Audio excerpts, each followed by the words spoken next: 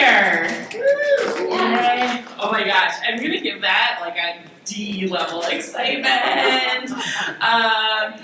Hangover level. Let's try one more time. Who's excited to be here to hear from some authors? Yes, much better. Love that. Welcome to Wordslinger's Way. Is this anyone's first time at Wordslinger's Way? A few of you? Wow, a lot of you. Welcome. We're here through the whole weekend doing various literary performances, poetry slams, folk tales for adults is coming up this afternoon. Check out our full schedule. We have lots of amazing things. But right now you are at the Wordslinger's Reading Hour Horror. So we have 4 amazing authors that are here at Convergence with us. We are going to blow the roof off this place for each of them as they come up here and share some of their works with you. Our first author today will be Joan Marie Verba. Joan has a Bachelor of Physics degree and was an Associate Instructor of Astronomy. She is currently working as a writer, an editor, publisher, and a web developer. She is a member of the Science Fiction and Fantasy Writers Association and the International Association of Media Tie-in Writers. Put your hands together as we welcome Joan!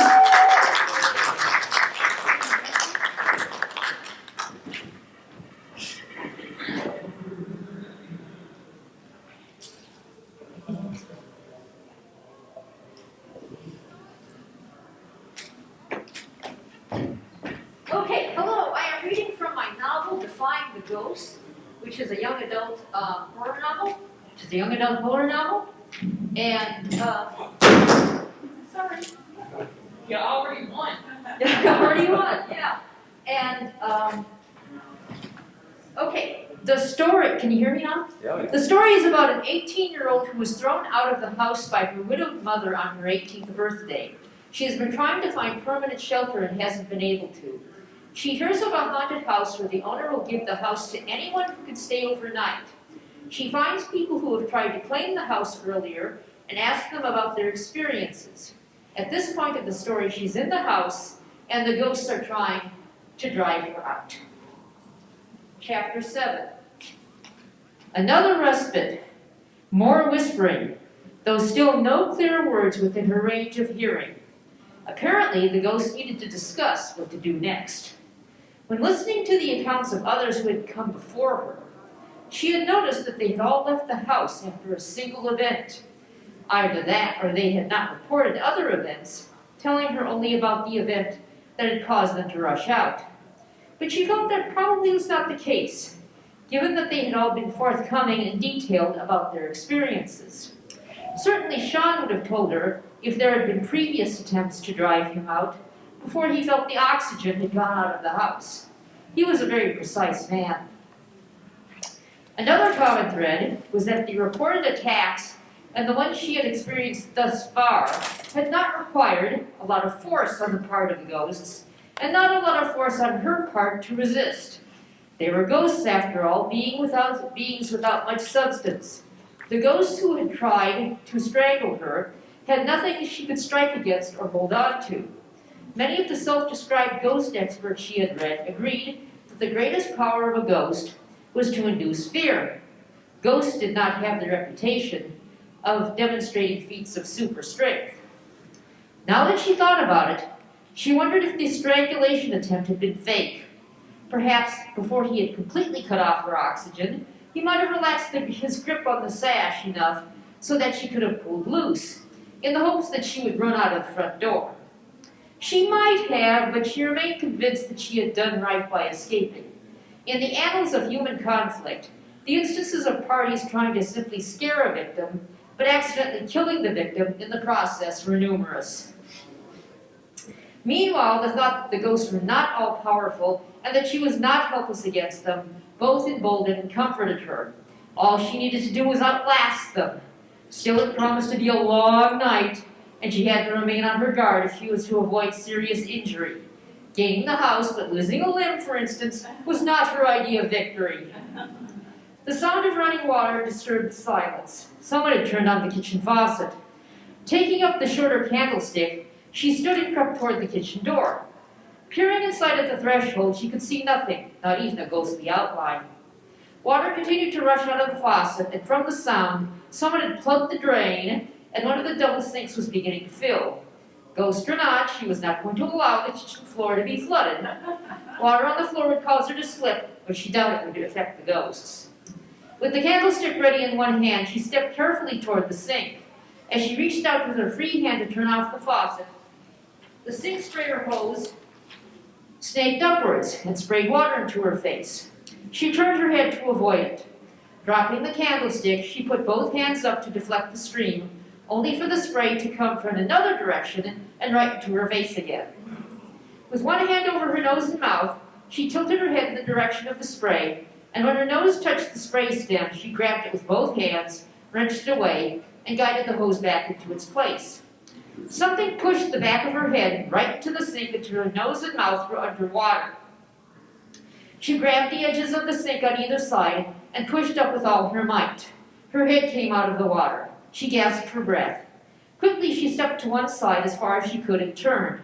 Nothing there. Hurriedly, she picked up the candlestick again, pivoted, and turned off the faucet with her free hand. She reached into the standing water and pulled out the stopper. As the water drained, she surveyed the kitchen again. It looked and felt empty.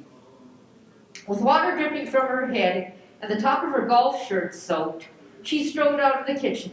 She paused to turn off the air conditioning, hoping that would help her get dry faster, and walked up the stairs. The linen closet door remained open where she left it, still clutching the candlestick. She rooted around with her free hand until she felt a towel, and dried herself the best she could one-handed. Thinking a towel might be useful, she draped it around her neck. Her earlier thought about retrieving a pillow came to mind. She stepped back to see if one was immediately evident on the shelves. Clunk. Not again, she sighed. The shaft? But no, the shaft had to be on her right. The noise came from her left. She turned. A tall man strode toward her, carrying a large wooden beam. This was not Calvin, though this ghost too had a muscular frame. She considered the small candlestick in her hand and decided she needed the larger one instead. All she had to do was run down the stairs and retrieve it. Except she couldn't. Just the act of turning met with resistance as if her muscles had stiffened. She moved a little, but found herself facing the ghost, who plodded toward her with a determined expression. This reminded her of a recurring nightmare in which she would be chased by a deadly monster but was unable to move more than a few inches at a time. As in the nightmare, even pushing with all her effort and expending all of her will resulted in only a slight change of position. The ghost plodded on. She needed a plan B. The ghosts might be affecting her muscles, but there seemed to be a limit to their power as well as their imagination. In this case, maybe gravity was her friend. As much as she wanted to get away from this menacing ghost, she put all her effort into turning to one side and leaning forward. She started bending her knees and raising up on the balls of her feet. All the while she kept an eye on the ghost, who advanced steadily. Just as he lifted the wooden beam, apparently to strike, she began to topple, and as she fell, her muscles loosened, and she was able to crouch, push off with her feet, stretch out on her side, and slide on the floor past the ghost. Once clear, Charlene scrambled to her feet and grabbed the wooden beam from behind. There was little resistance, but when the beam came loose, she found it was sufficiently thick that she had to drop the candlestick and hold it with both hands. She ran past the ghost to the door of the shaft at that level and dropped the beam into it. A second later, she heard a satisfying thump. She swung around quickly. No ghost. Scanning the room, she walked to the candlestick, picked it up, and cautiously padded down the stairs. Once at ground level, she paced the floor of the main room, looking up, looking around. No sign of ghosts. She lowered the candlestick, and in doing so, she realized that her muscles had tensed. To reassure herself that she had the full range of motion, she rolled her shoulders, raised her arms, and performed a few windmills, and brought up each knee in turn. Satisfied, she walked to the chair by the window, folded the towel, and placed it on the ledge. She put the candlestick next to the other one. Making sure that both candlesticks were within reach, she sank into the chair, threw her head back, and sighed.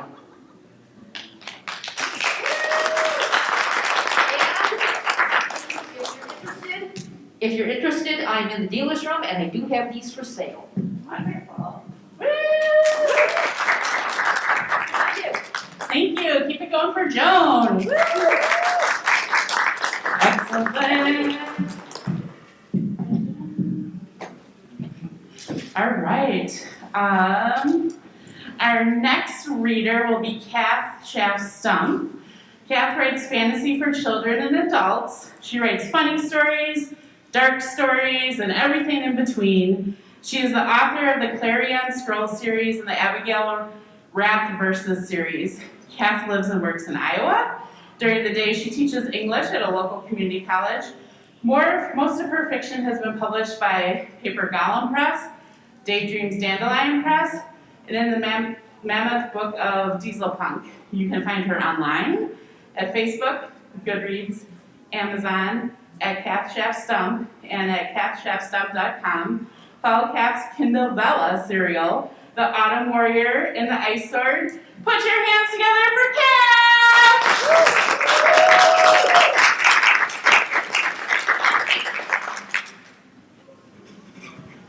Thank you, everybody. So today I'm going to definitely do horror. Even though it says there I read a lot of stuff, I do usually have some sort of horror element in it. The Abby Rath series is kind of funny horror for middle grade kids. The series I'm going to read from today is Gothic horror. It's a multi-generational saga of a family of sorcerers who partner with Egyptian gods and hijinks ensue. This third book in the series, which deals with the second generation of family, actually recently places a finalist in the horror division of the Next Generation Indie Awards for this year. So I'm really happy about that. So, a little bit of framing. Our group has found themselves in an alternative version of Dante's Inferno. So if you're a fan of Dante, you're about to get your Dante on. We'll see how many Easter eggs you recognize. Chapter 11, Judgment. Flavia's anger crested as the stream of spirits marched forward to the being larger than life on the throne of skulls, a horned demon with a tail. The tail darted forward into the mass of souls and pulled one out, plucking it like heather from the ground, pronouncing a one-word sentence and casting the soul into a pit. The tail groped near them and circled around another unfortunate. Gluttony, the creature said, and then threw the soul away. Before Flavia could register the motion, the tail darted in, wrapped around Pavan, and pulled him up into the air. She paused. Again, the voice in her. Leave him. Come to be. Flavia shouldn't care. Pavan was a distraction from her purpose, but she did care. Even if she decided to stay in hell, she promised him she'd get him out. Flavia was not her father. She made good on her promises. Before the demon could pronounce Pavan's sentence, Flavia ran forward. She heard her name in the distance and glanced toward the sound, seeing Mark off to the side. Mark was here. Her temper burned bright inside of her. She'd rather Greg see her new powers, but Mark wouldn't do. She hoped he would be impressed. Demon! She shouted. Drop him! The demon's tail clung Pavan to the ground and hovered above Flavia like a hungry snake. You come to be judged, it said. No, Flavia announced. I am here to judge you. The giant tail wrapped around Flavia's ankles. The gem in her neck flashed like lightning. The demon's hand shielded its eyes, and Flavia grabbed the length of its tail. She could see the seams where she could tear, and she followed the lines, pulling the tail apart with a satisfying wet rip. Blood, of course, oozed over her hands, feeling warm and comforting. The demon screamed, dissolved souls into smoke and mist. Flavia tossed the torn flesh and scales aside, grabbed another part of the tail, and exerted her new strength. The demon lurched forward and wrapped his arms around her, hugging her to his chest. She plunged her hands into his midsection. Anger, the demon announced. He would not let her go, so Flavia pulled her hands out, dropping gobs of gore on the ground underneath them. She laughed. Flavia placed her palms on either side of the demon's head. With thumb and forefinger, she plucked one of his eyeballs from its socket. But still, Minos relentlessly moved her to the end of the pit. She didn't care. She drove 2 fingers under the remaining eye. Minos pushed her away and tossed her into the air. She hung for a second, gazing down into the darkness. Air rushed past her, and she plummeted into the pit. Terror penetrated Flavia's anger as she tumbled. She could find no purchase, nothing to grab to stop her fall. Spirits howled and screamed around her, and she screamed with them. For a moment, her sanity locked into place. What was she doing? Challenging Minos. Rescuing Pavan was the right instinct, but this desire to attack, Flavia knew, was coming from hell itself. She had fought Minos, and she would have won if she had a little more time.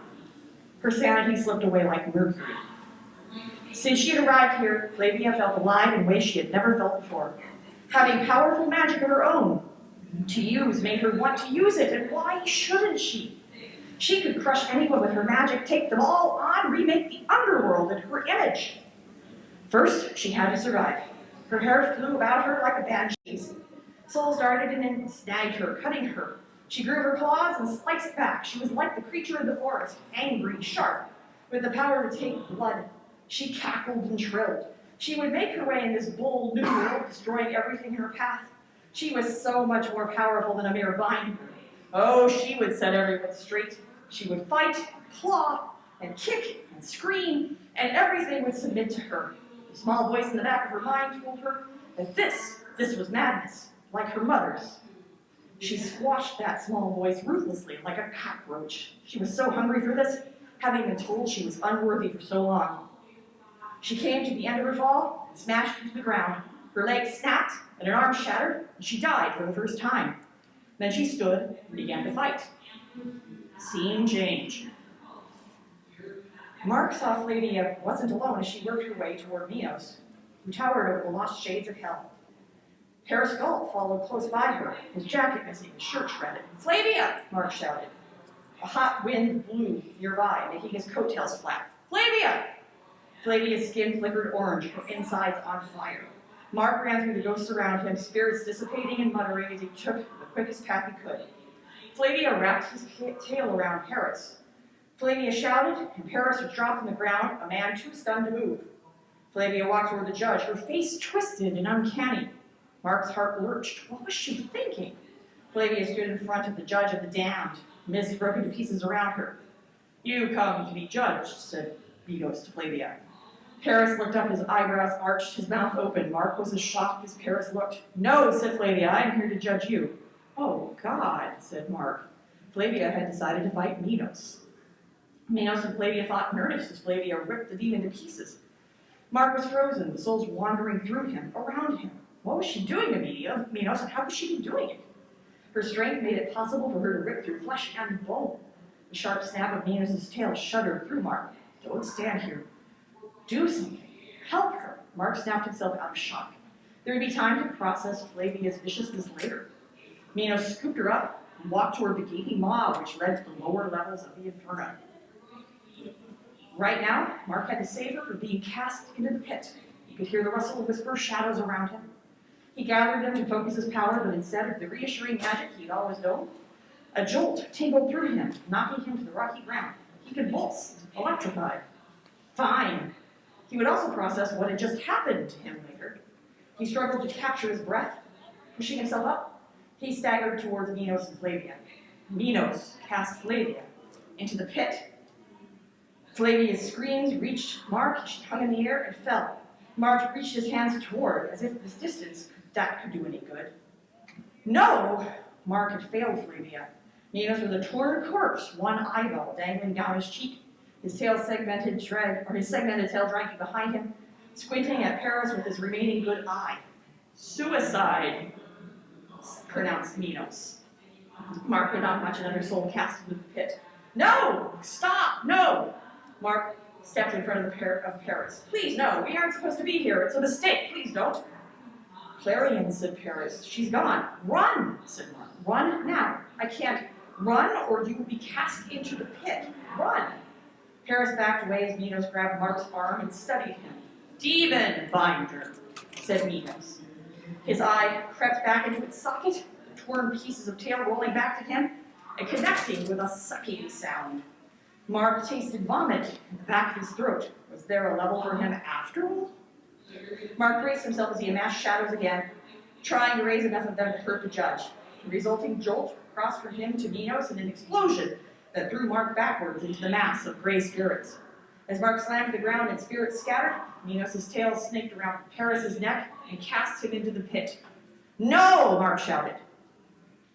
Minos stalked forward. "Demon binder." Mark scrambled backwards. He couldn't use his power, that much was clear. Minos' tail loomed over his head, the demon looking like a scorpion ready to sting. Mark braced, curling up on himself, closing his eyes. "Get away from him!" Diana stood in front of Mark, the lights of her rosary flashing. Minos backed away, hands shielding his face. Alexander helped Mark to his feet. "Are you hurt?" he asked. "I can't stand," said Mark, "but I can't use the shadows." Minos stared at Diana. "You are not allowed here." "These men are under my protection," she said. "I invoke the age-old pact of my family with Saint Joan. You cannot harm those under my protection." "The woman of your desire gets more and more interesting," said Alexander. "What does she plan to do? Stare him down for an eternity?" Mark stepped forward. Alexander grabbed his arm. "Let her worry about him. Let's get you out of harm's way." "Flavia, but she..." "Gulped too. We saw all of it. I'm sorry, Mark. Truly sorry." A rumble shook the ground, and the two of them fell. Diana's light flared toward Minos, but Minos caught it in his hand and threw the energy back. Mark watched as Diana's spell became a fountain around her, subsuming her. "No!" Mark shouted. "No!" Adrenaline pushed him forward toward Minos. "No! Don't go," said Alexander. "Don't." Alexander grabbed him again, but Mark pushed him away. The spot where Diana had been was scorched. Mark boiled. "How could you?" said Mark. "She was innocent." Mark fell to his knees. "She was innocent." "She was not mine to judge," said Minos, "but I sent her away. In your kind, there is always potential for sin, and there is always suitable judgment. Broken magic be damned." He reached out for the spirits around him. "Bring her back!" Alexander stepped beside Mark. "Your Honor," said Alexander. "My friend is upset, but he too is innocent." Minos looked through Mark at Alexander. "Sodomy." "That's a horrible word," said Alexander. "But yes, if I let you take me, will you send him to her?" "I will take you both," said Minos. Minos grabbed Mark around the waist, and with a whip of his tail, threw him in the pit. That's it. Woo!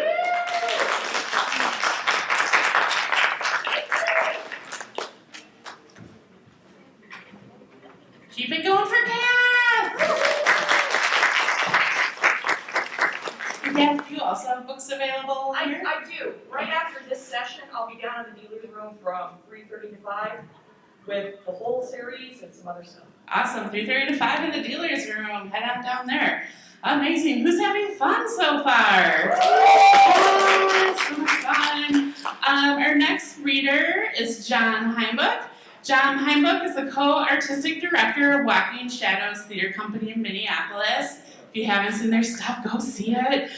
His original full-length plays include William Shakespeare's Land of the Dead, A Midwinter Night's Revel, The Transdimensional Couriers Union, and many others. He has also penned adaptations of The Legend of Sleepy Hollow, The Three Musketeers, Dracula, and Moby Dick. He is also an award-winning actor, stage director, independent filmmaker, and fronts the neo-Victorian rock band Bad September. Put your hands together as we welcome to the stage, John!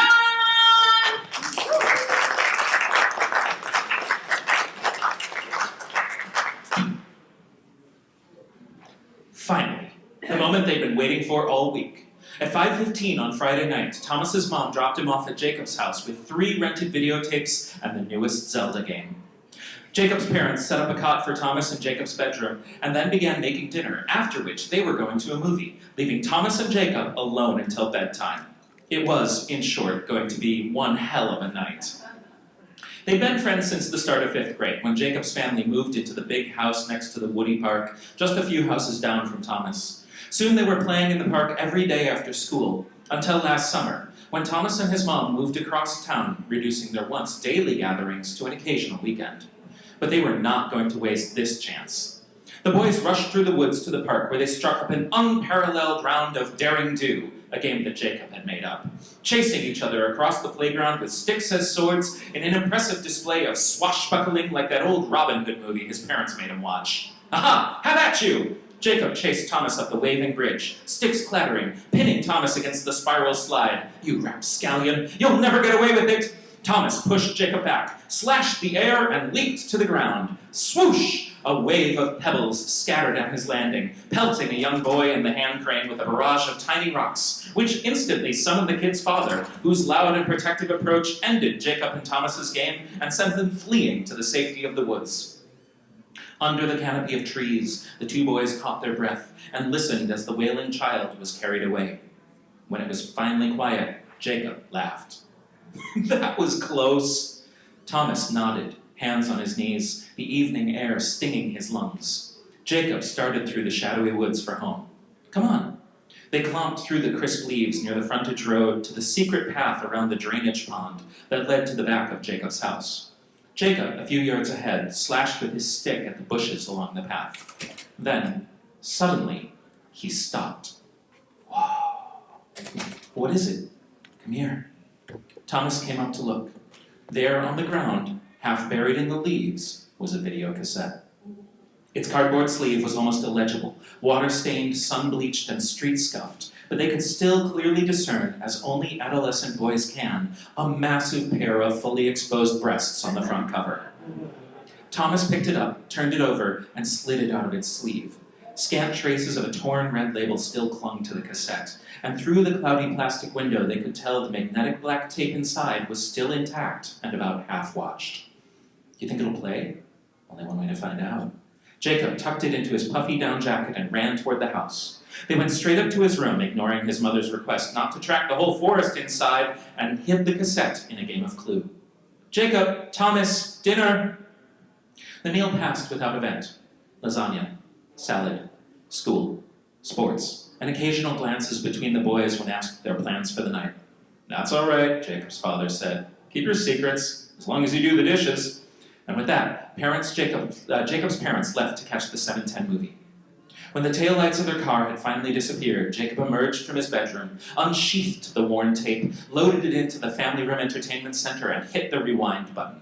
The tape began to whir. Thomas looked at his friend. Have you ever seen a pair of tits before? Sure, lots of times. Really? Where? Oh, at riding camp. Why? Haven't you? No, yeah, of course. Clunk! The VCR stopped and Jacob hit play. Amorphous blue and gray shadows streaked across the screen as distant, warbly synth music strained the speakers.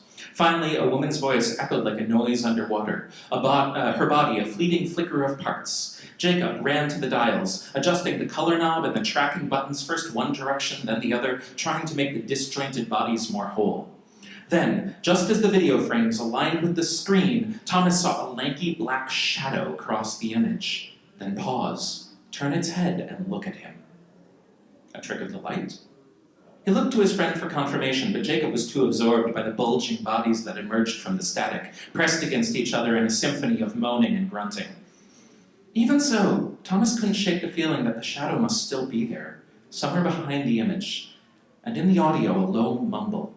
Hold on, the sound is weird. He fumbled with the stereo receiver, pulling down switches until he isolated a low bass voice, murmuring in a language that Thomas did not know and could not understand. The hairs on the back of his neck stood up, and he had a vague sense that what they were doing was not just against the rules, but somehow reprehensible. I don't think we should be watching this. Why, are you afraid? No, I'd rather just play Zelda. Shut up, coward.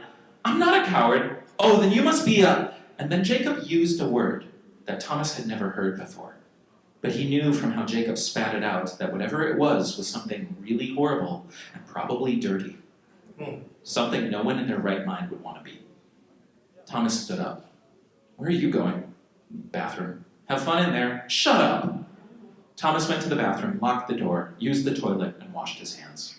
He thought about calling his mom, but that meant going back through the family room to the kitchen phone, and there'd be no way to do it without losing face. So instead, he stared at himself through the bathroom mirror. You're not a coward. Over his shoulder, through the window behind him, a lone streetlight illuminated the dark, woody path behind the house. And below it, a shadowy form was isolated by the tungsten glow. A man, perhaps? The lank silhouette was almost impossibly thin and tall. Thomas couldn't see its eyes, but he could feel them, boring into him through the window, through the mirror from somewhere far beyond. A piercing scream of recorded pleasure burst from the other room, and Thomas whipped around, looking directly out the window, but now the figure was gone. He ran back into the family room where Jacob sat, transfixed by the writhing performers. Someone's outside. No, there's not. Yes, there is. Clunk! The tape stopped. The VCR emitted a feeble whine, a whiff of burnt plastic across the room. Oh, crap! Jacob hit the eject button. Several times. Nothing. It's busted. What? It won't come out. I told you we should have played Zelda. Shut up! Boom! The front door slammed open. Tense and terse voices echoed in the entryway. Jacob's parents. You should have called ahead. Oh, so you know everything now, don't you? Jacob flicked the remote over to the Nintendo, wordlessly put in Zelda, and picked up the controller just in time for his mom to peek through the doorway. You boys all right? Just playing games. Your father got the time wrong. He'll be sleeping in the study if you need anything. And a sullen silence filled the house.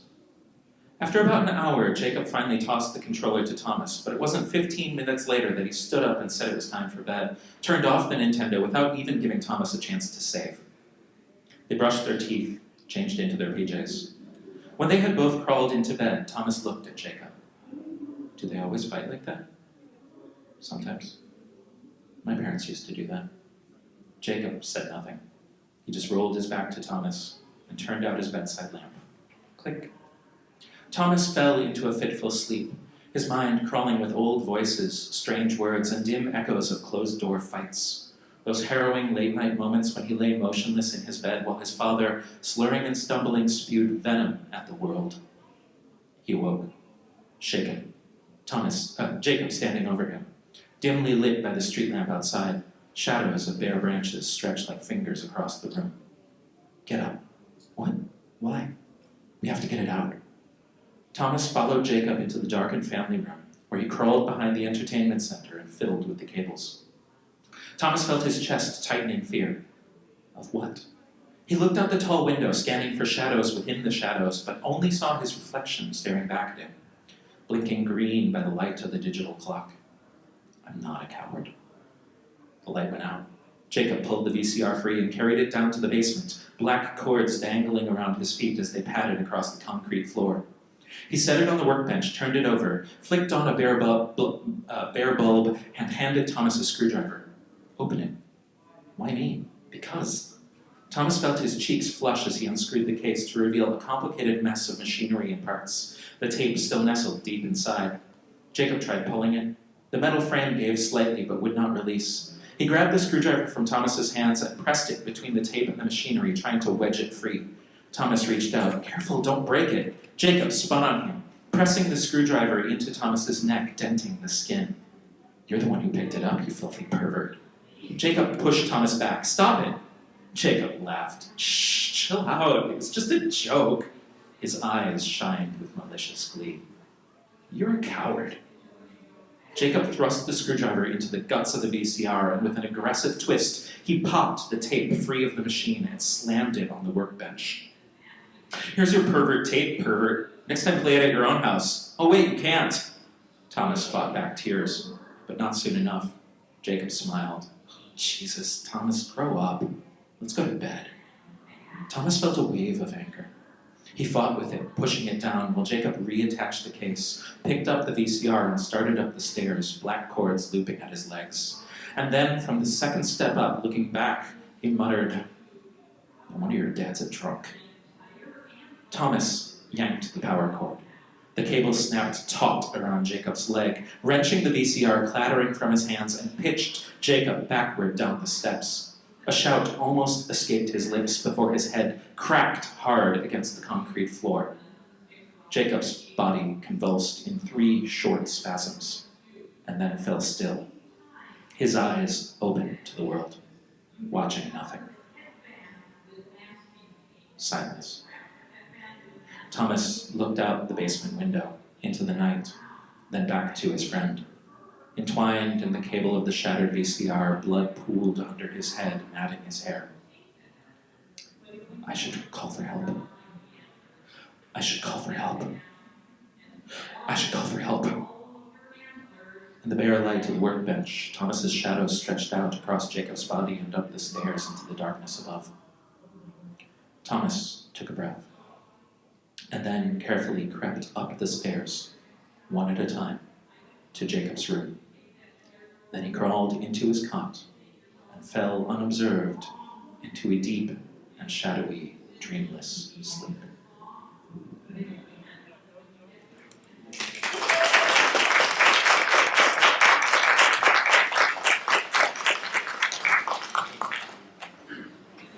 Oh my gosh, keep it going for John! All right, we have one more author for us during this reading hour today. That is Patrick S. Tomlinson. Patrick is a sci-fi author, columnist, and Twitter fiend living in Milwaukee, Wisconsin with his wife, 2 cats, houseplants in various states of health, a Triumph motorcycle, and a Ford Mustang. Make a bunch of noise as we welcome to the stage, Patrick!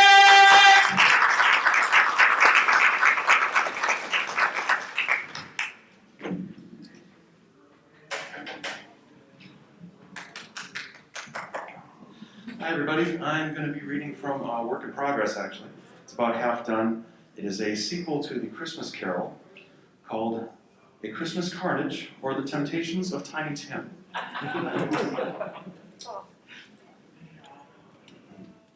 Chapter 1, the first act. Scrooge was dead to begin with. I'm not actually sure if this qualifies as horror, but I guess you can choose as we go along here.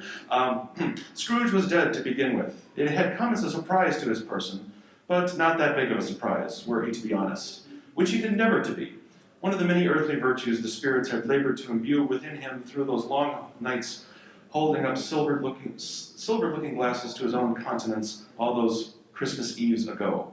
Marley among them, poor Jacob, presumably even now straining under the weight of the iron links he'd forged through a corporeal life squandered in pursuit of sterling pounds at the expense of the suffering of those fate had placed in his charge.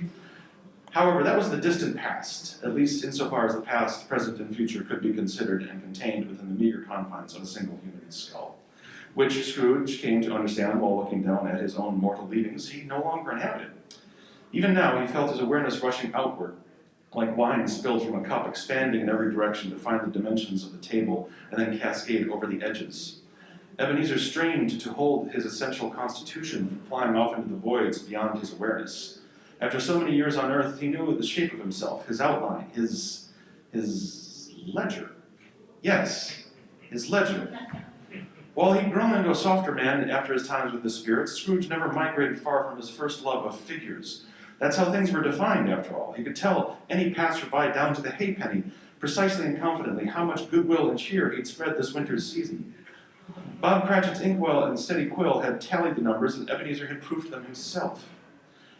The disintegration of whatever unknowable materials comprised the essence of Scrooge slowed, then halted entirely. With effort, Scrooge forced that which remained of himself back into the shape to which he had grown accustomed over a mortal lifetime. He paused to wonder, was this the process through which the spirits themselves had been birthed? Did he now share their trials? Such philosophical and religious considerations could be delayed while the immediate concerns took precedence. One pressing reality could not be denied. Scrooge was dead, to begin with. This fact must be clearly and unequivocally understood, or no thing that follows will seem as wondrous or as terrifying as it demands. Not freshly dead, considering his considerable advanced age. Since his reunion with Jacob Marley's ghost, Ebenezer had been blessed with many more Christmas days than any mortal man could reasonably expect to bear witness. Looking down on his wrinkled ruins strewn across the worn cobblestones of Cornhill Street like so much unwashed laundry, there was nothing fresh about them. Newly dead, then, yes. The spirit of Scrooge centered himself with a deep breath.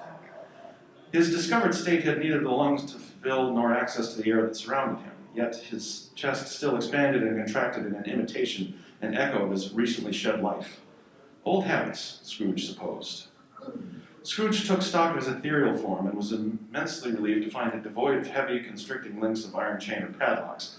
Indeed, the only chain he could find at all was one of a fine gold buttoned to his vest and leading to a small pocket. A tug at the chain produced a curiosity. A small silver skull bisected at the level of the eye sockets and hinged at the back. After a moment's inspection, Scrooge discovered the lower jaw to be a latch. He depressed it and was amused to discover the skull was actually a pocket watch, only to observe the delicately filigreed second hand ticking anti-clockwise. He chuffed a laugh at the absurdity of it all and snapped the lid shut on the defective watch and returned it to his vest pocket. Footfalls.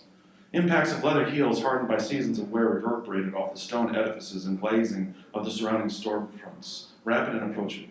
Someone closed on the scene of the dastardly deed with haste and purpose. Something about them was off, however, uneven. What should have been the regular cadence of a man's pace was halting and punctuated every third beat by a clink of metal against stone. Oh no. Please, spirits above and below. Scrooge's heart stopped a second time. Not Tiny Tim.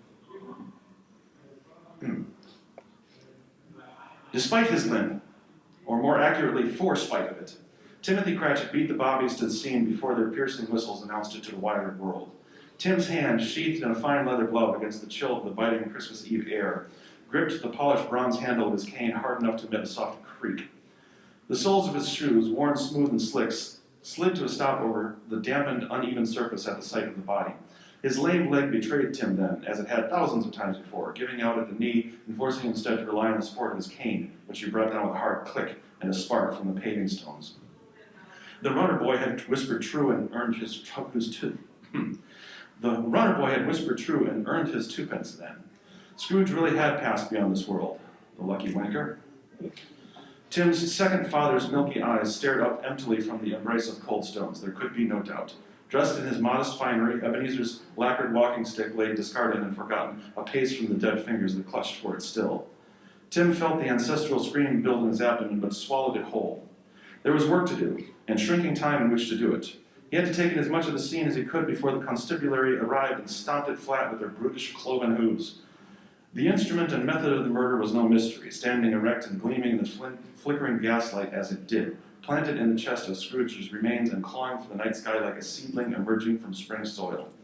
Curls of steam, the last traces of Scrooge's warmth, emerged from the heart-piercing wound and danced in the frosty evening air as if in celebration of escaping their mortal coil. The dagger was ornate and finely crafted.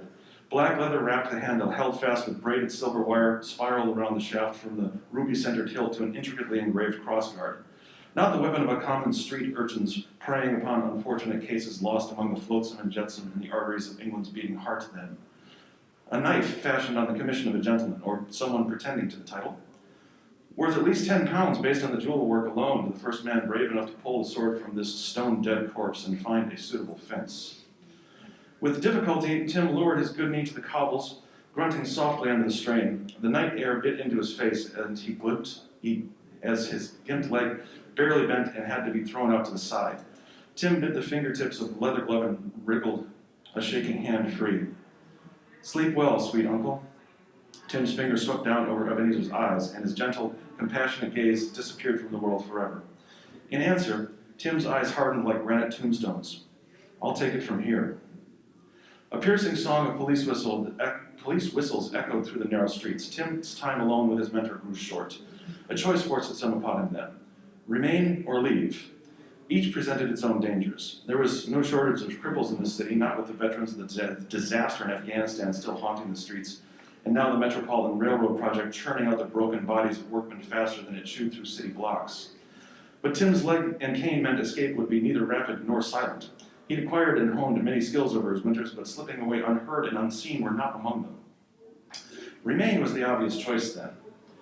With great haste, Tim rushed to set the scene, wrenching the dagger free of its bloody sheath and wiping the crimson from its steel on Scrooge's own vest.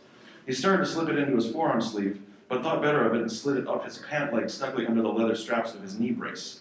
He lifted Scrooge's torso and cradled it to his own chest.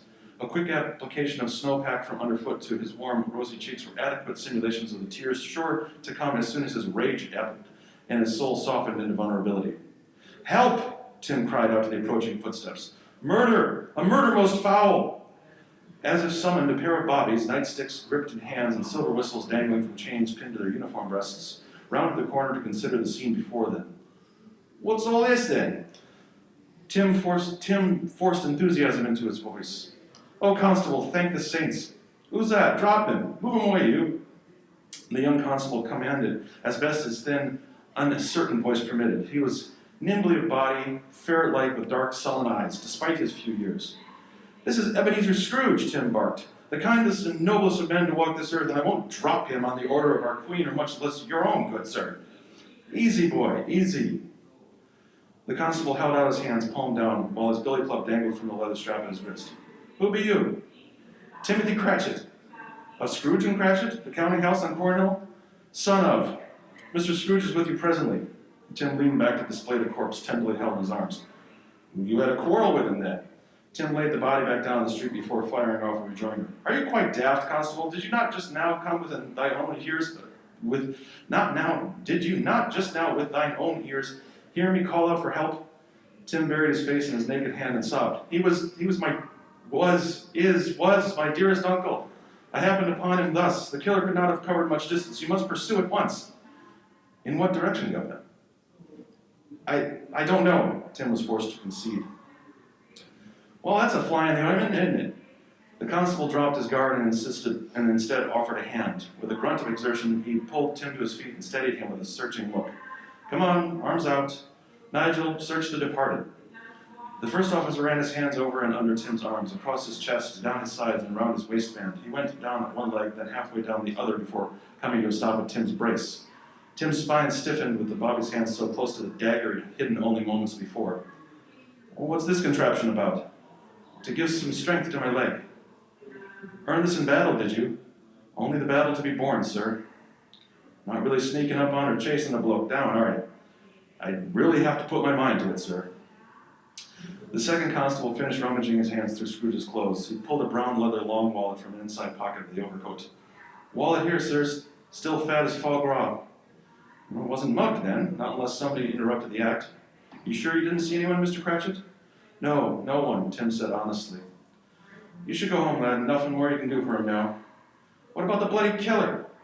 "We'll attend to that, don't you worry. Death of a fine gentleman like Mr. Scrooge will catch the interest of the yard, no doubt." "And your name, constable? Should I wish to inquire after the investigation?" "Lestrade, but I'd expect we'll be inquiring after you before long. There'll be questions." "I've already told you all I know." Tim picked up his cane and leaned into it as he started the walk back home. "But I intend to grow that knowledge," he whispered to the bitter night air.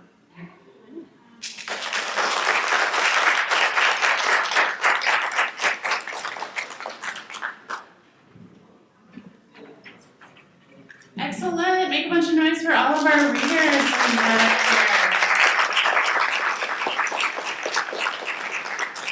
We have a few minutes left. Does anyone have any questions for any of our readers we have? I'm just bringing this on them. What could happen? Anyone? No? Did we have fun? Awesome. All right, well, we will adjourn. You can go greet your lovely fans up there in the audience. Thank you so much. Make a bunch of noise one more time. Thank you for attending the Wordslinger reading hour.